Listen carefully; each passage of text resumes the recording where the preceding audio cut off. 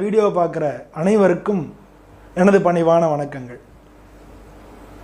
நம்ம இந்த தொழில் ரிஷபராசி அன்பர்களுக்கு தொழில் ஸ்தானம் எப்படி இருக்குது, தொழில் வியாபாரம் அவங்க பார்க்கக்கூடிய வேலைகள் இதில் அவங்களுக்கு எப்படி அமைச்சுட்டா நல்லா இருக்கும் அப்படின்றத நம்ம பார்க்க போகிறோம்.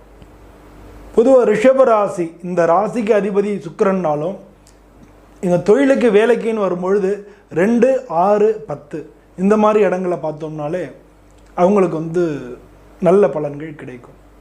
அதை புரிஞ்சுட்டோம்னாலே அதை புரிஞ்சுன்னா வாழ்க்கையில் நம்ம இந்த ஜாதகத்தை எப்படி பலன் எடுக்கிறது, அந்த பலனை எப்படி யூஸ் பண்ணுறது, இது மாதிரி 2 விஷயங்கள். ஸோ பலன் எடுக்கிறது அப்படின்னு பார்க்கும்போது 2ஆம் இடம், ரிஷபராசிக்கு 2ஆம் இடம் மிதுன ராசி, அதுக்கு அதிபதி புதன். ஸோ உங்களுக்கு புதன் முதல்ல வராரு, 2ஆம் இடத்து அதிபதியாக வராரு. உங்களுக்கு 6ஆம் இடத்து அதிபதியாக சுக்கிரன் வராரு. உங்களுக்கு 10ஆம் இடத்து அதிபதியாக சனி பகவான் வராரு. ஒரு பெரிய சேஞ்சஸ் பார்த்தீங்க. இப்போ பார்த்தீங்கன்னா 6ல் வரக்கூடிய சுக்கிரன், அதாவது ரிஷபராசி அன்பர்களுக்கு கலை, அரசியல், ஞானம் இதெல்லாம் அருமையாக இருக்கும். அது மட்டும் இல்லை, ரிஷபராசி அன்பர்கள் பல பேர் ஷேர் மார்க்கெட்டு அந்த மாதிரி இருக்கிறதுல, ஃபைனான்ஸு, வங்கி இந்த மாதிரி இடங்களில் இருக்கிறதுல நம்ம பார்க்க முடியும்.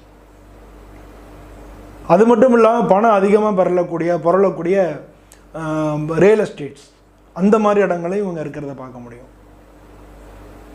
ஸோ இவங்க புழங்கக்கூடிய இடங்கள் எல்லாமே கலையம்சமும் பணமும் சேர்ந்து புழங்கக்கூடிய இடங்களாகவும், அந்த பணத்தில் குடுக்கல் வாங்கல்கள் அதிகமாக இருக்கக்கூடிய விஷயங்களையும் பார்க்க முடியாது.